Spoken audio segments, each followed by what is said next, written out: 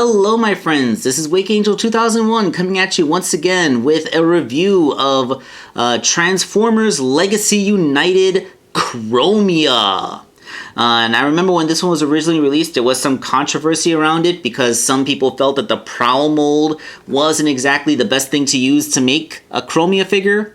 But you know what? If you're going to use one of the Legacy motorcycles to make her, I would pick Prowl 1,000 times over the RC figure. Because I know I might have been a little bit subtle about this, but I did not like the Prime RC figure at all.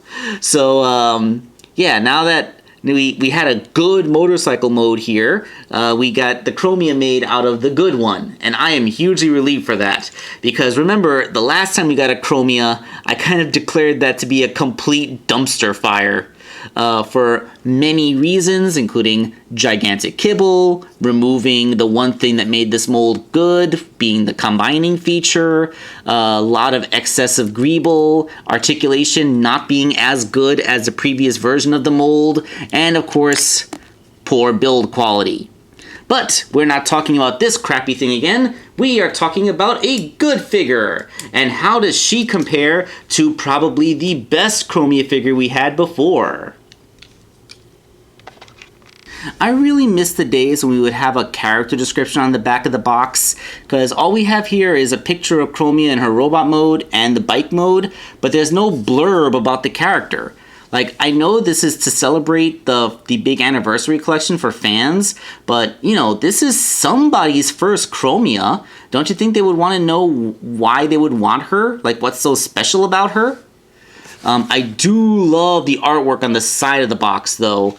Look at that close-up of her face. It's straight up beautiful. I absolutely love that.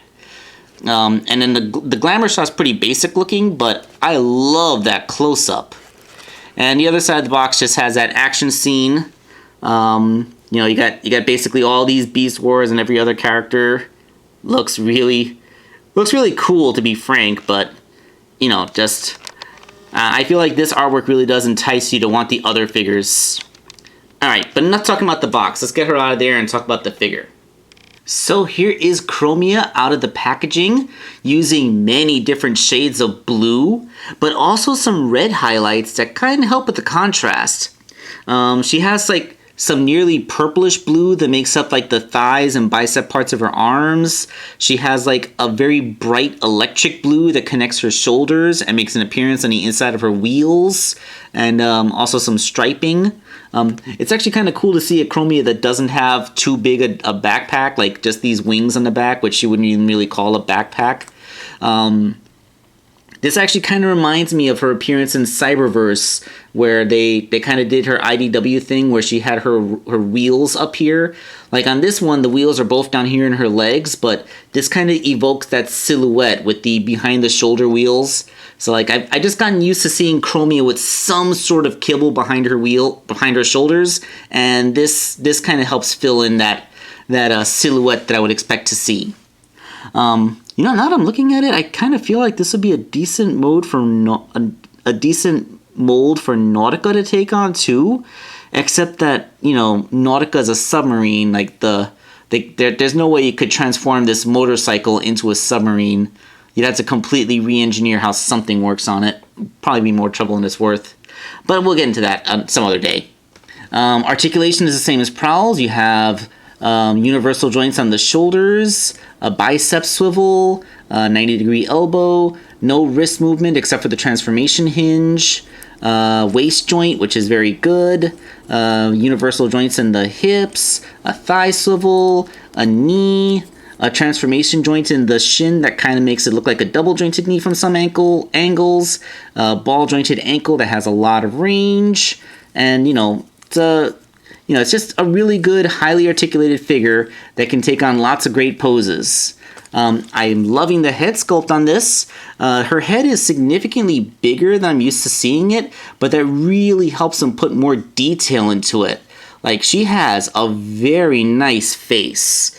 Let's bring in my other Chromia. You can see her head is physically smaller. Also, this version of Chromia uses much lighter shades of blue. As you can see, like, new Chromia is much darker, and she has some hits of, like, almost purple, whereas this one is all, like, lighter blue, cerulean, red, but although it does still have red highlights, but they're in different places. So, like, they're different from each other, but I can't really say that one is definitive just yet. Although I do like how, you know, she doesn't have a big backpack. There's one thing I would almost be willing to give the edge to this version if it weren't for the fact that this is just a permanent piece of kibble stuck back here. If they had found a way to engineer a way for this thing to come off and become her riot shield like what she used in the comic, that would still make this one my definitive Chromia. Of course, the fact that this has that particular flaw in there does mean that this one has a shot. Her weapons are exactly the same as Prowl's. They're these thingies. I will note the gearing on them does work better than it did with the original Prowl. Like when I twist them, they all roll out at the same time, and they lock into place when it's fully opened. That's cool. I feel like on Prowl there was a bit of a flaw there. They didn't want to work properly. They can click right into her legs and still allow the wheels to turn. Oh, as long as they don't get tangled in something. What the heck just happened there? Wait, did they lock open but not lock close? They needed to be able to lock in both positions. Unless they do lock in both positions and I'm just being an idiot. I don't think I'm being an idiot though. Did I actually put it on the wrong side? If you put it on the other side, then... Yeah, if you put it on the other side, then it's fine.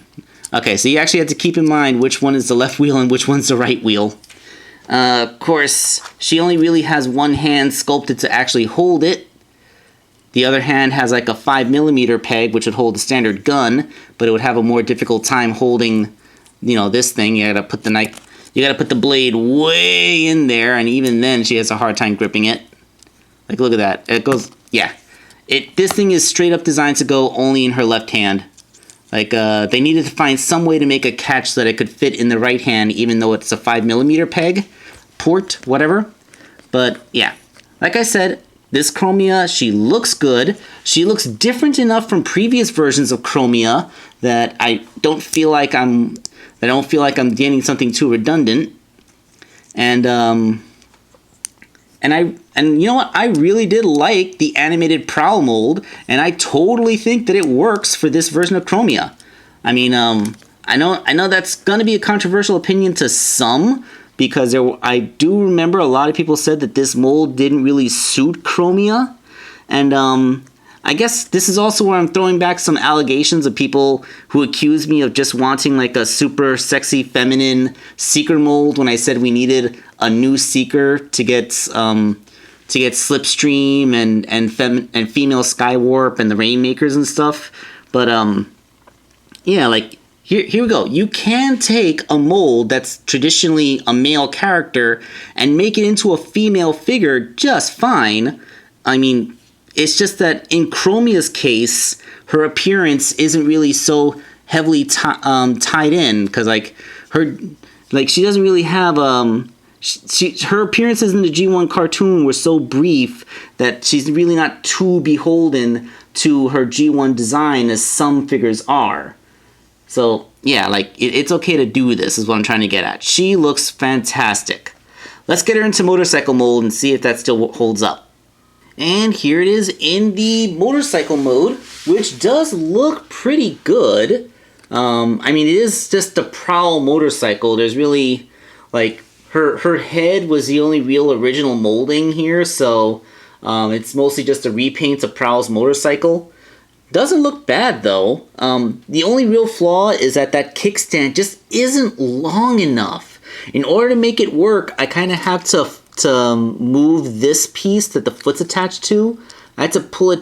It's supposed to go up like that so it's flush against the thigh, but then it doesn't want to stay on the kickstand, so I kind of have to just kind of force it a little bit out so that it sticks out enough for it to grip. And now I can't seem to do it on camera because, like, it is pegged, the foot is pegged into place, so you are just kind of futzing around with the tolerances of the plastic to try and make this kickstand work. And now that I undid my trick, I can't seem to redo it the proper way. Gonna roll with it. The wheels still spin in this mold, even with the shuriken in place, as long as you make sure that they're the right way so they don't unfurl themselves. If you try to move them backwards, that happens. Yeah, so like it still has all the things that Prowl does. The back of the head has the dials. You know, everything holds its place. This peg here that holds the back together is not strong enough. It just does not want to hold that strongly. I mean, it's not transformation breaking, but it does make an unpleasant panel gap. And overall, it's a nice motorcycle mold, but that's just what it is, a nice motorcycle. Not gonna lie, the robot mode that the previous version, the Thrilling 30 Chromia has, is so much identity. It looks like a Tron light cycle. Like, this looks really cool, and it feels like an iconic signature thing for Chromia now, especially since her G1 car mold was pretty much non-existent.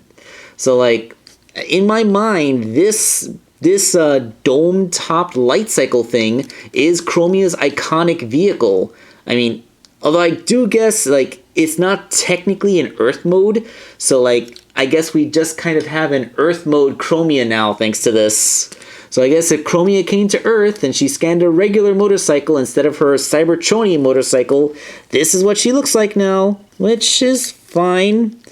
I mean, that's what it is. It's fine. It's not iconic, but it is good. It's like I said, it's Prowl's motorcycle. It's good, it's passable, it works-ish. It's a fine motorcycle thing, and I think maybe they should have did a little bit of paint detailing on this, because that looks really weird.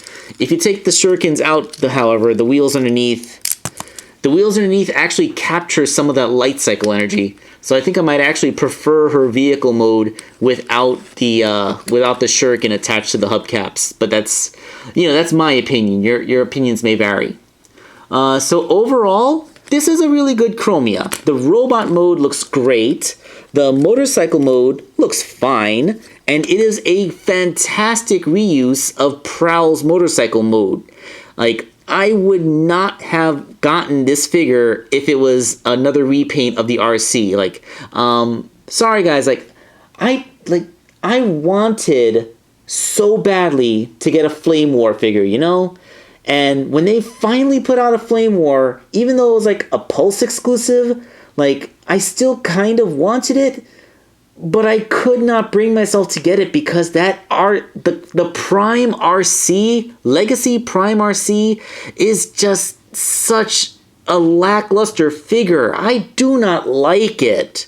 So the fact that they use the far superior motorcycle to make this iteration of Chromia is perfect. I love this iteration of Chromia. Thank you, Hasbro, for making the right decision.